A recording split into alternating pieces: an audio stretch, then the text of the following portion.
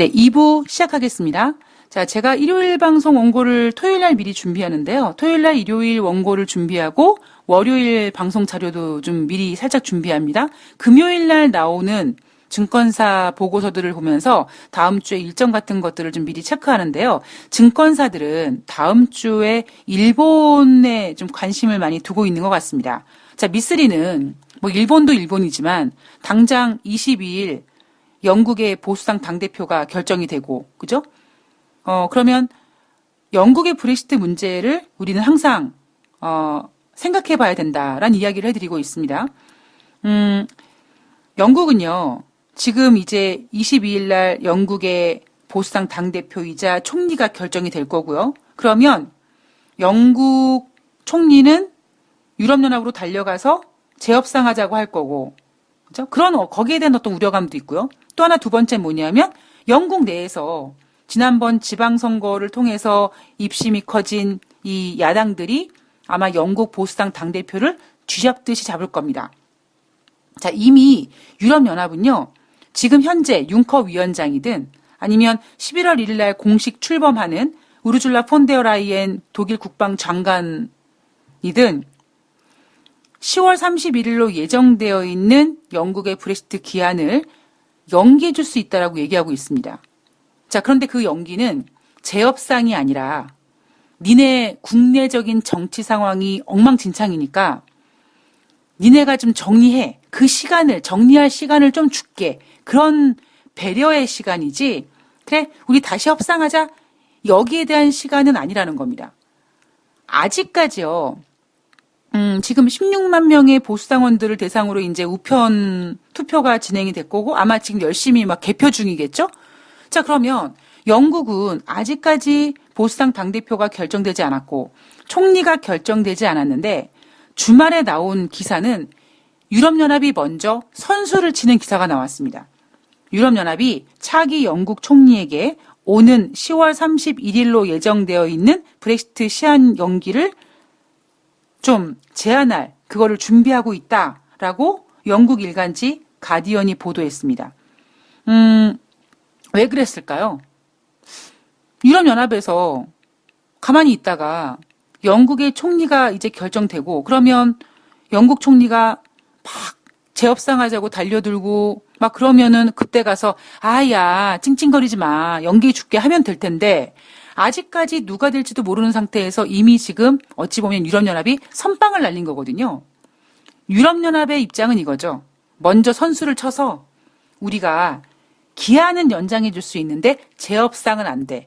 우리가 이렇게 해줄 테니까 찡찡거리지 마. 나중에 딴소리 하지 마. 이거를 먼저 지금 선수를 치기 위해서 유럽연합이 아직까지 영국의 총리가 누가 된지도 결정이 안 난 상태에서 우리 유럽연합은요, 이렇게 준비하고 있어요라는 거를 이제, 알린 겁니다. 우르줄라 폰데어라이엔 독일 국방장관이 지난주에 차기 유럽연합 집행위원장으로 공식 선출됐습니다. 제적위원 747명 중에 찬성이 383표, 반대가 327표, 기권이 22표를 받았습니다. 반대표보다 많이 받았기 때문에 선출이 됐긴 했지만 400표의 찬성을 받지 못하다 보니 영향력은 좀 힘은 좀 떨어지지 않을까 뭐 이런 걱정도 하는 분들도 계시고요. 여하튼 우르줄라 폰데어라이엔 독일 국방장관이 새롭게 유럽연합의 대통령 자리에 앉게 되는 그 시작은 올해 11월 1일부터입니다. 유럽연합은 지난번에 5월 달에 유럽의회 선거를 치르고 상당히 많은 변화를 좀 보이고 있죠.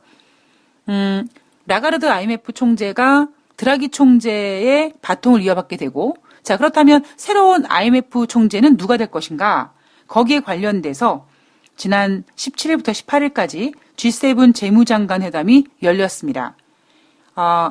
지금 라가르드 IMF 총재는요, 9월 12일자로 임기가 끝납니다. 그런데 이제 9월 10일이면 이제 금방이잖아요. 자, 영국을 비롯해서 이제 G7 재무장관들이 모여서 야, 우리 니네 뭐 누구 후보, 니네 누구 후보를 가지고 막 서로 각자 후보를 내지 말고 우리 단일 후보를 내세워서 우리 유럽연합이 전폭적으로 지지해주자 라는 의견을 모았다고 합니다. 왜냐? 글쎄요, 뭐 유럽연합이 최근 들어서 돈다방 미쓰리가 요즘에 유로존은 콩가루 집구석 같다라는 이야기를 했는데 그 얘기를 들었는지 모르겠습니다만 뭔가 다시 위대한 유럽으로 그동안 어떤 유럽의 위상이 좀 꺾이다 보니 우리가 괜히 헛짓거리에서 차기 IMF 총재를 유럽 출신이 아니라 유럽 외 출신이 총재가 될 수 있으니 정신 바짝 차리고 다시 한번 우리가 좀 힘을 모으자. 뭐 그런 거죠. 그러니까 제가 지난주에 유럽에서 나온 이야기들을 보면은요. 당장 유럽연합이 영국의 브렉시트로 인한 어떤 노이즈 때문에 흔들릴까봐 먼저 영국에게다가 우리 기한 연기해 줄게라고 통보를 한다든가 아니면은 IMF 차기 총재를 단일 후보를 만들어서 전폭적으로 지지해 준다든가 이런 걸 보면서 영국을 비롯한 이 유럽연합이 다시 위대한 유럽을 꿈꾸면서 뭔가 으쌰으쌰하려는 것 같다라는 생각을 했습니다. 특히 최근 들어서 뭐 무역 분쟁이라든가 이런 자국 이기주의가 워낙 팽배하다 보니까 정신 바짝 차려야 된다. 안 그러면 우리 코베 간다. 뭐 이런 어떤 그런 정신 무장을 좀 하고 있는 것 같습니다. 우르줄라 폰데어라이엔 독일 국방장관의 공식 출범이 11월 1일 날 이제 출범되는데요. 지도부가 그렇게 교체되는데 지금 유럽은요. 아마존에 대해서 반독점 위반 조사 돌입했고요. 퀄컴에 대해서 경쟁법 위반으로 과징금 징수하기로 했습니다.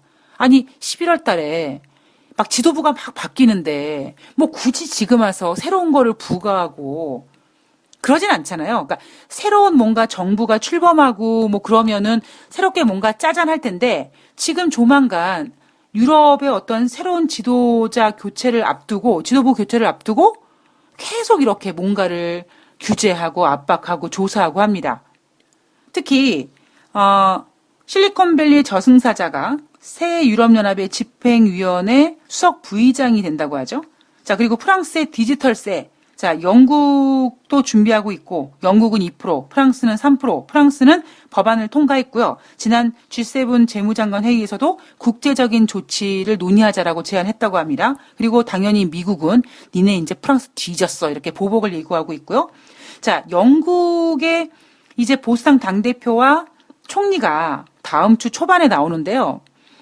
저는 영국의 보수당 당대표와 그러니까 총리 이런 것들과 영국의 노딜 브렉시트와 뭐 기한 연장과 유럽연합과의 어떤 뭐 재협상에 관련된 이런 부딪힘 같은 것들 거기에다가 변수를 하나 더 추가하고자 합니다.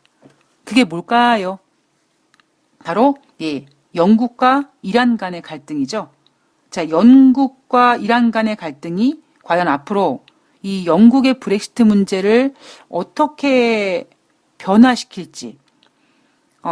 우리가 그러지 않습니까? 뭐 예를 들면 좀 웃긴 비유일 수 있는데 자매가 있는데 맨날 싸워요. 왼수에 왼수. 정말 남만도 못해. 근데 그러니까 자매끼리는 그렇게 사이가 되게 안 좋다가 만약에 뭐 제 동생이 있다고 제 여동생이 있는데 저는 만약에 제 여동생이 진짜 싫어요. 우리 엄마 아빠는 쟤를 왜 낳는지 모르겠어. 진짜.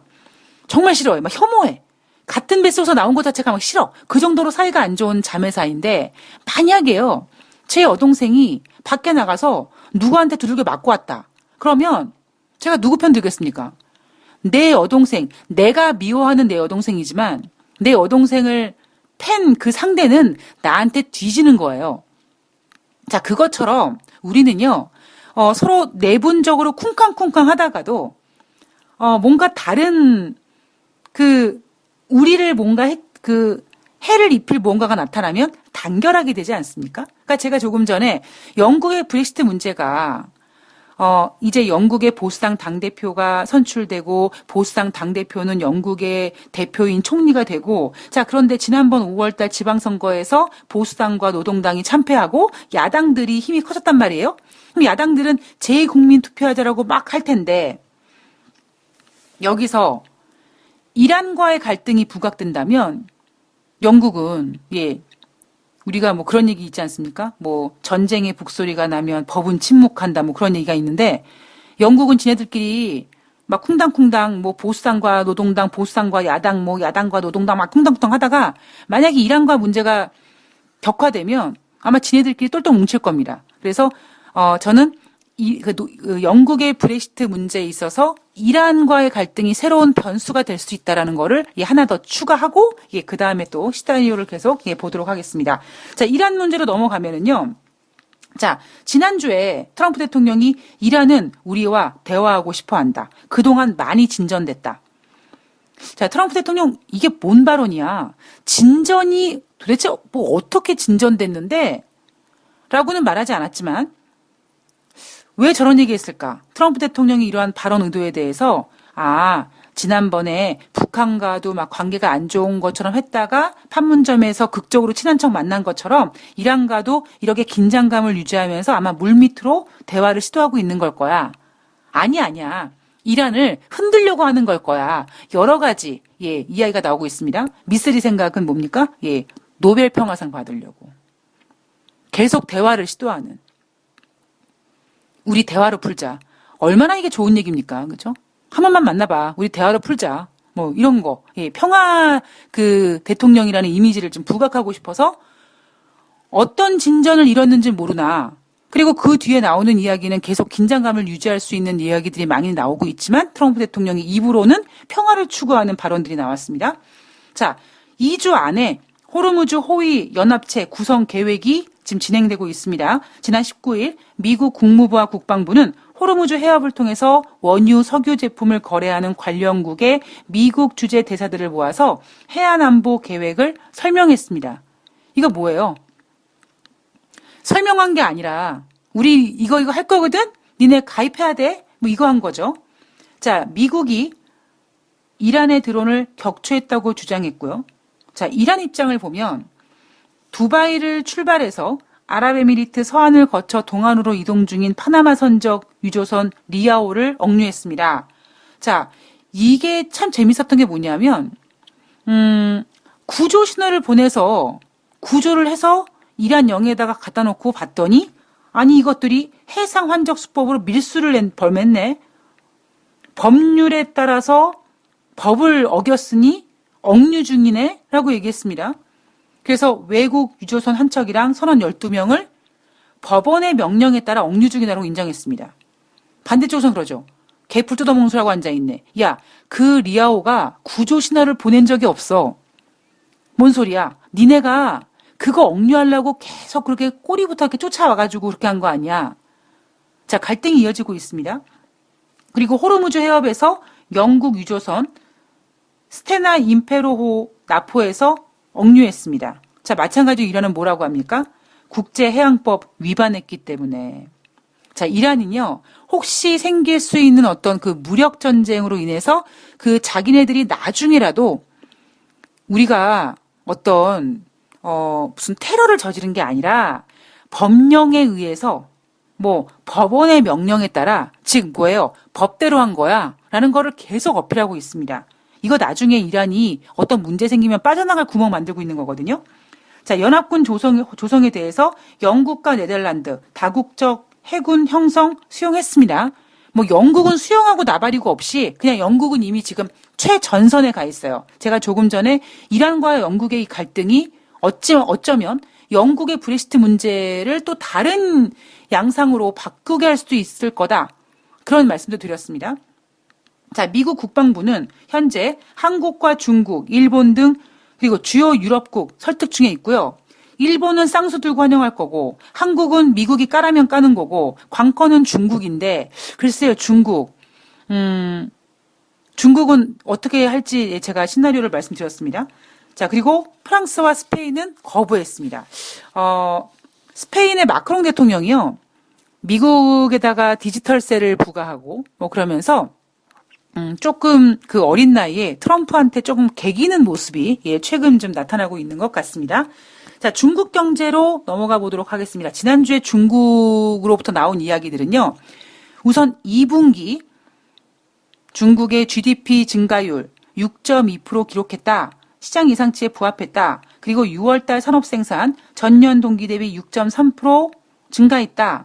그리고 6월달 소매 판매도 전월에는 8.6% 증가했는데 6월 달에는 9.8% 증가했다. 자, 트럼프 대통령은 기업들이 중국을 떠나는 현상으로 인해서 중국 경제가 둔화되고 있다. 자, 중국의 2분기 GDP 증가율이 6.2%밖에 나오지 않은 이유는 중국이 무역전쟁에서 지고 있다는 증거다. 멸치똥 씹는 소리다 그랬죠? 예. 이게 정말 정당화되기 위해서는 유로존의 경제가 좋아야 돼요. 미국이 경제가 좋아야 돼요. 미국이 금리 나면 안 됩니다. 즉 그 얘기 뭐냐면 정말 중국이 트럼프 대통령의 관세로 인해서 즉 트럼프 대통령이 시작한 무역전쟁 때문에 저렇게 GDP 증가율이 흔들리는 거라면 지금요 중국을 제외한 다른 국가들은 경제가 모두 좋아야 돼요. 그러면 인정. 예. 지금 트럼프 대통령이요. 아이 젠장 뭐 하나 되는 거 더럽게 없네 아마 이러고 있을 겁니다. 자, 중국의 반격이 지난주에 약간 돋보였던 하루였습니다. 우선 1,500톤 호주산 발전용 석탄 압류했죠. 벌크 화물선 100대 분량입니다. 왜? 호주는 갑자기 왜? 아, 호주가 미국한테 찰싹 붙어가지고 중국 화웨이 미국이 쓰지 말라고 했더니 네 형님 그리고 안 쓰고 GT도 안 쓰고 그리고 지까짓 게 뭔데 중국의 1대1로를 비판하네. 중국이 이러죠. 호주 너 일로 와봐. 너 좀 맞아야겠다. 그래서 지난 2월 달에는 다롄항 등 5개 항구에서 호주산 석탄 수입을 전면 금지합니다. 그리고 이 5개 항구 외의 다른 지역은 석탄을 통과하는 그 기간을 기존의 24일에서 40일까지 연장합니다. 어디 니네 한번 그냥 속 터져가면 뒤져봐라 뭐 이러고 있는 거죠. 자, 이게 뭐가 문제냐? 호주에서 수출하는 석탄의 4분의 1이 중국으로 들어갔거든요. 자, 그리고 중국과 미국과의 긴장을 보면 중국이 WTO에 상소한 그 내용에서 지난주에 7년 만에 중국 승리 소식이 들려왔습니다. WTO 상소기구에서 지난 2012년 오바마 대통령이 태양광 제품과 종이, 철강 등 22개 품목에다가 상계 과세를 부과했는데 그거 열받아가지고 중국이 WTO에다가 상소 제기했더니 WTO에서 야야야 그거 미국의 가격 산정 방식이 잘못된 것 같아. 중국 승 해줬습니다. 자, 미국이 반발했고요.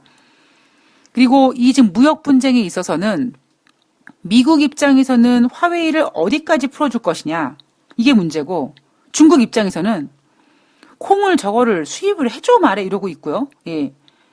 그래서 지난주에도 전화 통화로만 두 나라가 얘기를 하고 언제 만날지 대면 지금 협상은 제가 봤을 땐 중국이 회피하고 있는 것 같습니다. 3개월 연속 중국은 미국 국채를 내다 팔고 있습니다. 5월 달 기준으로 지금 중국이 보유하고 있는 미국의 국채는 2017년 5월 달 이후 최저 수준이라고 하고요. 작년 6월 달에 500억 달러에 대해서 25% 관세 때리기 시작했던 그때부터 지속적으로 중국은 미국의 국채를 팔아 제끼고 있습니다. 지금 현재 미국의 국채를 보유하고 있는 가장 1위 국가가 중국인데요. 2위가 일본인데요. 지금 두 나라의 격차가 92억 달러밖에 안 된다고 합니다. 이게 지금 5월 말 기준이니까 이게 조만간 다시 일본이 미국 국채를 보유한 가장 많이 보유한 국가가 되지 않을까 뭐 이런 기록을 우리가 또 예상할 수 있을 것 같습니다. 자, 그리고 중국은요. 대만에다가 무기를 팔아 제낀 그 기업들 중에서 걸프스트림, 하니웰, 오시코시 이런 미국 기업들을 거론하면서 니네 중국 시장에서 곤란한 상황에 부딪힐 거야. 그죠? 어이, 걸프스트림, 하니웰, 오시코시 일로 와봐. 좀 맞아야겠다. 뭐 이러고 있습니다. 자, 그리고 중국 증시가 그동안 미국의 이러한 그 무차별 공격에도 불구하고 중국 증시가 버텼던 이유는 자사주 매입으로 경기 하강 기류와 자산시장의 충격을 상쇄하기 위한 노력이 있었다. 어떤 차원에서? 정부 차원에서. 자, 이렇게 중국이 미국의 공격을 방어하고 무너지지 않기 위해서 계속 돈을 풀어제끼고 막 뭔가 그 사회주의 국가로서의 갖고 있는 권력으로 뭔가를 좀 제재하다 보니 중국의 위기설은 계속 나올 수밖에 없죠. 자, 보험, 부동산, 항공사, 리스 등 굵직한 사업체를 보유한 대기업 중국 민생투자그룹이 앞으로 다가올 8월 2일 날 5억 달러 규모의 3년 만기 회사채 원리금 상환 불가능할 것 같다고 합니다. 자, 중국 민생 투자 그룹은요, 우리나라 국내 호텔 리조트 업체인 아난티의 주주로도 있다고 하죠. 만약에 이게 현실화된다면 올 들어서 최대 규모의 달러화 표시 채권의 디폴트가 발생되는 겁니다. 자, 이 지금 중국 민생그룹 투자 그룹은요, 디폴트 될 것 같아 라는 우려가 커지면서 이 기업의 채권 가격이 30% 이상 하락했다고 합니다. 자, S&P에서는요, 2019년 연초 이후에 디폴트된 중국의 기업이 20여 개나 달하는데 그 금액대는 330억 위안 정도가 된다. 그리고 국제금융협회에서는 중국 정부와 기업과 가계부채 등 다 합쳐서 지금 중국의 부채는 총 40조 달러가 될 것이다. 이 금액은 중국의 GDP 대비 300% 초과하는 금액이다. 근데 제가 이때 이런 얘기 해드렸죠. 아이고, 저는 개인적으로 40조 달러 이상 될 거라고 보고 있습니다. 이미 제가 1년 전쯤에 중국이 어떤 금융위기를 다룸에 있어서 365일 미만의 회사채는 관리도 안 해요. 대신 그 이상의 회사채는 중국 정부가 계속 이렇게 뭐 관심 갖고 지켜보는데 365일 미만의 회사채는 그 그물망에 걸리지 않아요. 제가 이런 얘기 드렸던 게 1년이 넘었습니다. 그렇듯이 지금 국제금융협회에서 총 40조 달러라고 얘기하고 있는데 이거보다 저는 훨씬 더 클 거라고 보고 있고 또 앞서서 중국이 하고 있는 그 채무 외교 있잖아요. 중국이 뭐 신흥국에다가 얼만큼을 빌려주고 선진국에다가 얼만큼을 빌려줬는데 문제는 뭐냐면 신흥국에다 빌려준 돈이 너무 크다. 그런데 더 환장할 게 뭐냐면 뭐 세계은행이라든가 IMF 같은 곳에서 구제금융을 받으면 얼마 구제금융을 어느 나라에다가 이렇게 빌려준다. 뭐 연 5%의 이율로 이렇게 빌려준다. 이런 수치에 중국이 신흥국이나 이런 나라들한테 빌려준 금액은 정산이 안 된다는 거죠. 포함이 안 된다는 거죠. 그래서 제가 어제부터 조심스럽게 여러분 제가 봤을 때요. 중국은 이미 어딘가에서 뭔가 금융위기가 터지고 있는데 그냥 사회주의 국가다 보니까 그냥 노출되지 않은 것뿐이다. 제가 이렇게 말씀드린 이유가 뭐냐면 아이고 중국의 부채가 40조 달러만 되겠습니까? 예? 저는 조심스럽게 한 2배 봅니다. 2배. 예. 2배 더 될 것 같아요. 느낌상. 자, 트럼프 대통령에 대한 이야기를 해보면은요. 자, 터키와의 갈등, 한일 문제와의 갈등, 이란과의 갈등. 자, 이런 문제들을 앞둔 트럼프 대통령의 발언들을 보면 역시 트럼프 대통령은 노벨 평화상을 따고 싶구나.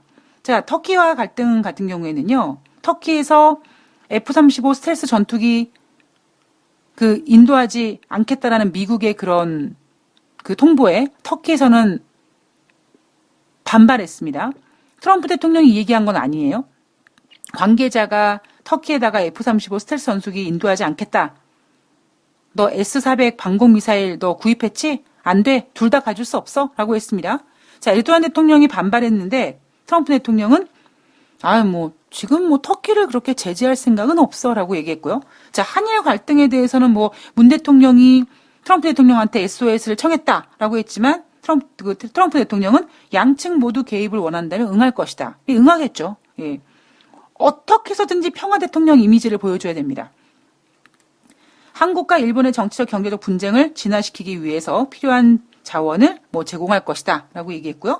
이란과의 갈등 경우에는 터키의 무인 드론기를 미군이 격추시켰다. 라고 얘기하면서도 자, 연합군을 만들어야 될 것 같습니다. 자, 이러고 있습니다.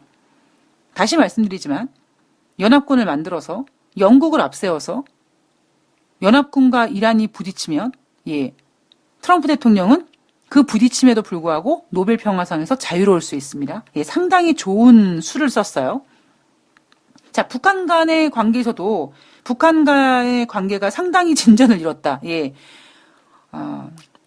지난번에 인내심을 가지고 기다리겠다. 그런 얘기 해가지고 김정은도 그런 얘기 했는데 진전을 이뤘다. 이게 이제 아마 트럼프 대통령의 유행어인 것 같습니다.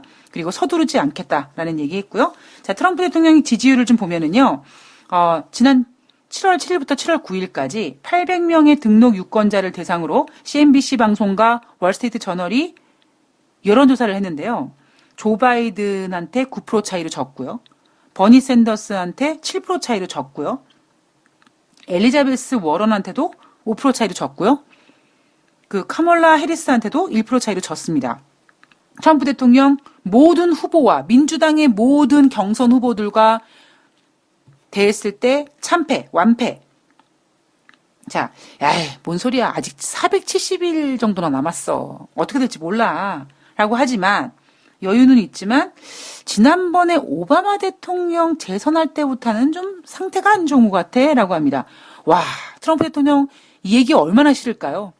어떻게 해서든지 오바마 이기고 싶은데 오바마 대통령이 재선했을 때 그때보다 상황이 안 좋다. 와, 트럼프 대통령한테는요, 자다가 발차기 13번 할 정도의, 아주 분노를 유발할 수 있는 만한 멘트인 것 같습니다. 자, 민주당 내 경선 구도를 좀 보면은요, 지난 7월 10일부터 15일까지 519명을 대상으로 퀴니피악 대학교에서 여론조사를 했는데, 카멀라 해리스가 23%의 지지율을 받으면서, 선두를 달렸고요. 그리고 지금 민주당의 가장 강력한 후보인 조 바이든이 23%가 아니라 21%, 버니 샌더슨이 18%, 엘리자베스 워런이 16%를 차지했습니다.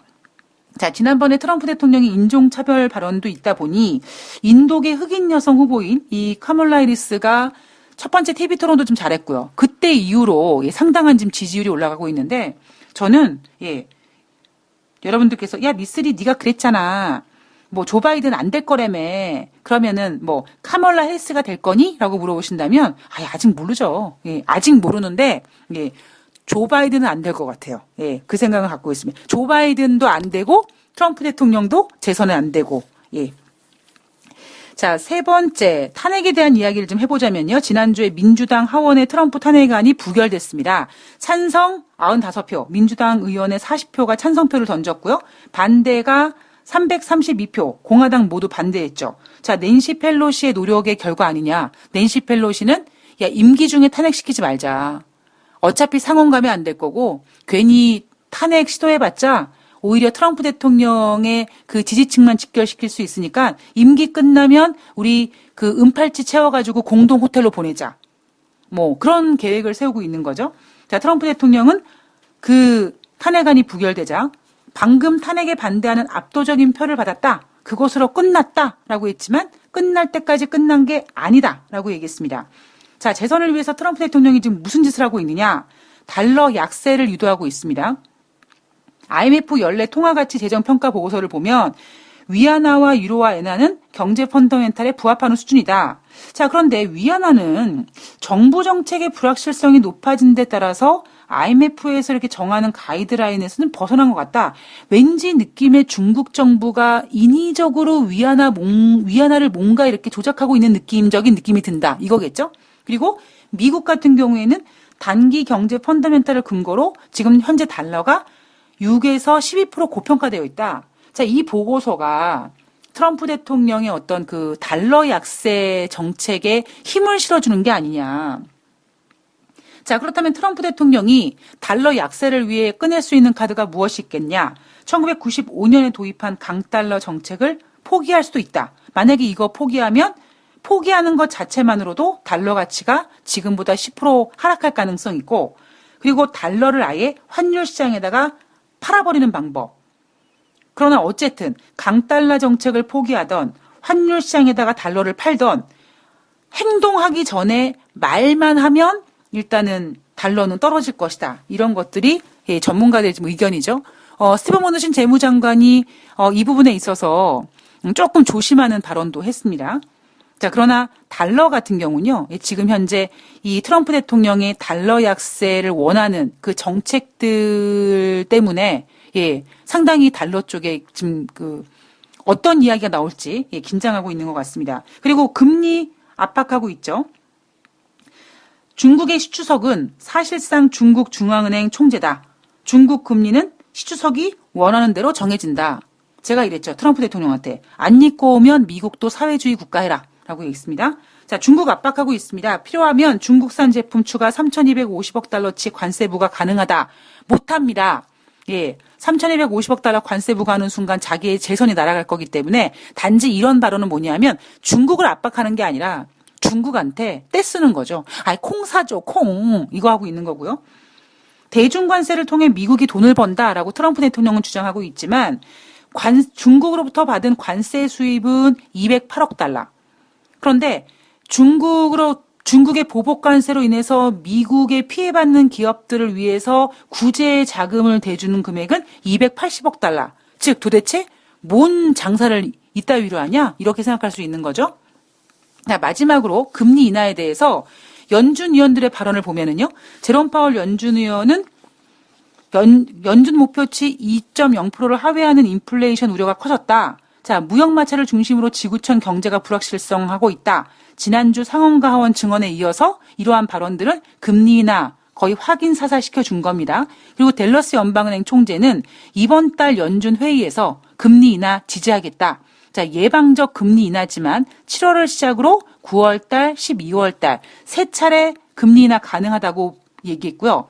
뉴욕 연방은행 총재는 금리가 전통적인 수준보다 낮은 성장에서는 경제가 약세 신호를 보일 때 빠르고 공격적으로 대응해야 된다. 자, 이 발언 때문에 금요일 날 뉴욕 증시가 깜짝 놀랐습니다. 예.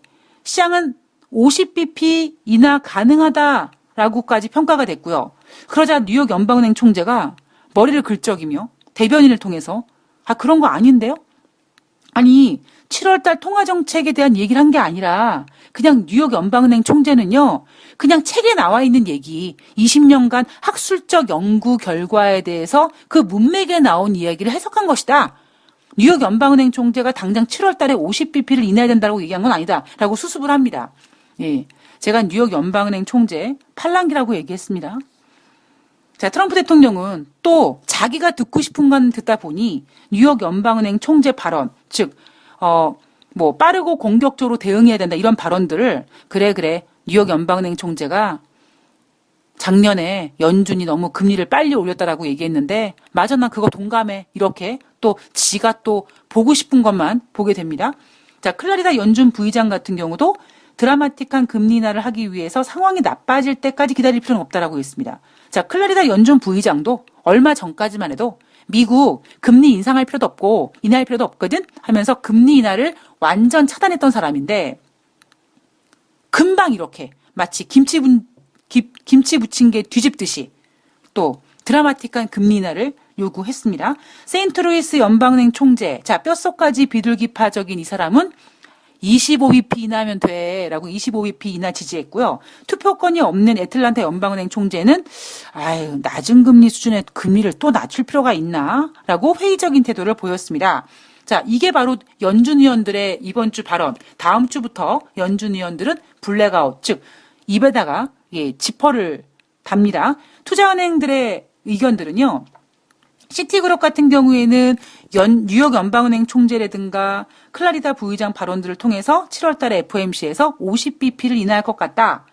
자, UBS도 7월 달 FOMC에서 50bp 인하 가능성이 일어났고요. 도이체방크는 시장이 예상만큼 금리 인하를 빠르게 하진 않을 것이다. 그래서 향후 12개월간 시장에서는 4번의 금리 인하를 생각하고 있지만 우리 도이체방크는 2번 정도 금리 인하를 예상하고 있다라고 보고 있고요.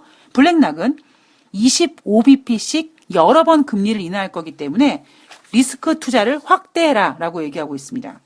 뭔가 제가 지난주에도 느꼈지만 다시 한번 이렇게 지난주 증시를 정리하면서 생각해 보면 역시 약간 지금 시장이 이성을 잃고 있는 게 아닌가 그런 생각을 했습니다. 자, 1부와 2부에 이어서 1부와 2부를 통해서 우리는 지금 지난주 7월 15일부터 7월 19일까지 한 주 동안의 글로벌 이슈와 증시를 한번 돌아봤습니다. 자, 여러분들께서 이 방송을 들으시고 한번 7월의 세 번째 주를 쭉 한번 정리해보는 시간을 가져보시기 바라며 저는 또 내일 방송에서 7월 22일부터 26일까지 우리는 어떤 것들을 체크해야 되고 무엇을 집중적으로 봐야 되며 그런 것들을 한번 준비해 보도록 하겠습니다. 그리고 오늘 방송이 끝나고 이제 몇 시간 뒤에 지난번에 하락장에 분할 매수하는 방법 그 2탄이라고 할 수 있을 텐데 그 방송을 들으신 그 청취자님들께서 궁금해하는 내용들을 좀 토대로 추가적으로 손절과 분할 매수에 대해서 조금 더 내용을 이어가는 방송을 하나 올려드리도록 하겠습니다. 자, 휴일 편안하게 보내시고요. 저는 건강한 모습으로 내일 뵙도록 하겠습니다. 고맙습니다.